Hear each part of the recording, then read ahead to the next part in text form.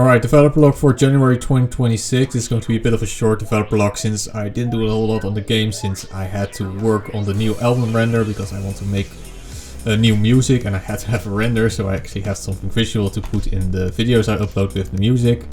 Like all of my album renders, it is a 3D render I made myself.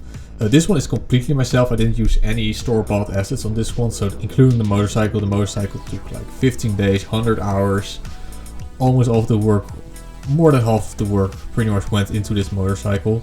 I'm pretty happy with it, even though I'm not gonna also reuse for the game. So usually assets that I make for my albums I'm also gonna reuse for the game. It's like efficient use of my time. I might put it in as an Easter egg, but other than that it was still useful to model this, because again this is the most complex thing I've ever modeled, so having some more experience with 3D modeling is always good. So if I need to make something complex for the game again, I now have some more skill on that front.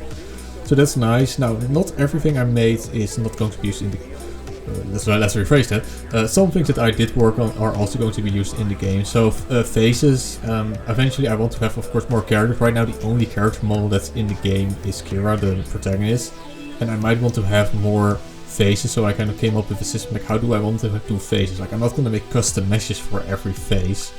But what I can do is I can take the existing mesh and then morph it. So I can use a combination of morph shapes, so you basically morph the vertices in a new position, and also in a combination with skeletal movement. So you have like, so if you have like the eyes of a character or like in a different space, you have to adjust for that with the skeletal thing. So I have to collect the right thing. So if I quickly go back to the base, so I go back to the base facial position, and then if I take this and put this on 0. So Nanako is, I just give all of the characters a custom name. So Kira is basically the base, but then I put Nanako because I want to have a Japanese looking character. So right now this is the base character that I use for the game, so the protagonist, and then I will morph that. I can morph that, so this is the morph. So if I put a morph, I have a more Asian appearance, but then I also have the skeletal movement with it, and then you have the full like new character. So it's just the existing mesh, but the combination of morphs and skeletal positions, it will create a whole new character. And I will be basically using that system to make I can make, so if I want a new character I can do that. I still need to also just have a male character. Right now I only have a female character, at least with skin. Like I do have male characters as the soldiers, but those soldiers are completely covered in clothes, so you don't see any like body parts, but I still really need to also have a male character, because it's not only just for this game, but also like for future games I do want to expand, and eventually if I had infinite resources and if I could choose the game that I really want to make, I would like to make a full-blown Skyrim style RPG. So I am already thinking ahead to that stuff. Like I need to make sure that I can support the things that I do right now, can support games far in the future. So if I'm working on new characters, I need to make sure like, hey, do I make sure that my characters are fully compatible with the existing mesh, that they can be morphed. So if in the future we have a character creator, I have the groundwork for a character creator, which this is. Like I can use a combination of morphs and skeletal shape keys to create I could use that to create a character creation system. So yeah, again, some work, not directly for this game, but I am thinking about stuff like that, you know, look in advance. Another thing I worked on, the only thing directly for the game I worked on, is hair. So I had a new hairstyle for, that's the wrong one, new hairstyle for this character for the render. And I decided to also bring that hairstyle into the game. Now what I also decided to do is update all of the hairs with actually proper physics. I redid all of the hairs like half a year ago. I actually lost the file. Thankfully I make backups, so I was able to find it. I must have accidentally deleted it, but thankfully I was able to find the file. Because again, I do make a lot of backups. Always make backups, people. So yeah.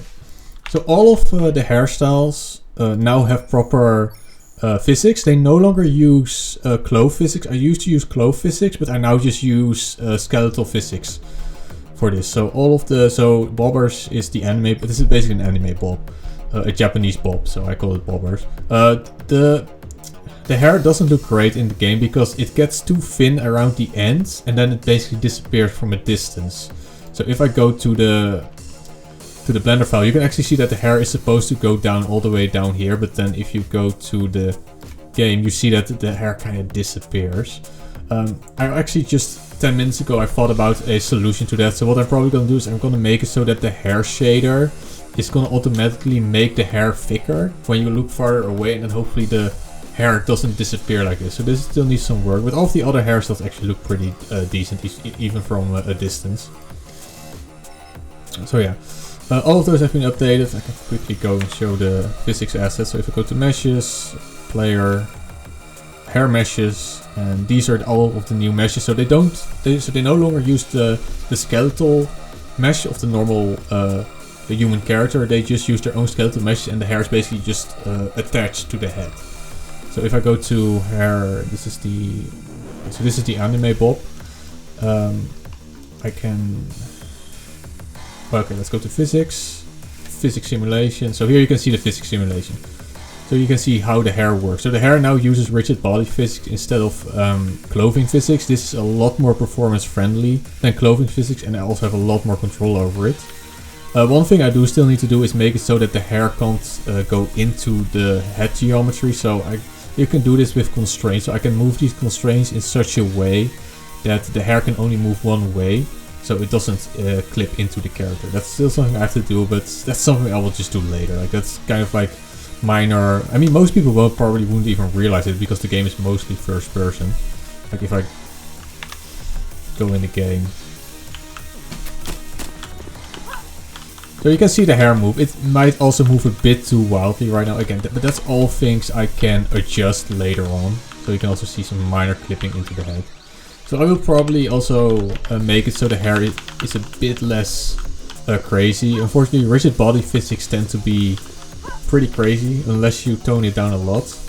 But again, that's stuff for later. Right now the groundwork is there. So I've made the groundwork to accept rigid body physics. I actually also had to remake the way that outfits work. Because again, this is a custom mesh that then has to be attached to the head, so it's a bit different. So yeah. But again, it's future proofing. It's like, how will I deal with rigid body physics by basically pasting things to the player skeleton. That's pretty much it. Okay, it was a bit of a... I admit that this was a bit of a weird developer log, but I've started working part-time, so right now I'm gonna have 4 days a week to fully work on the game, so next month I will have a lot of things to show.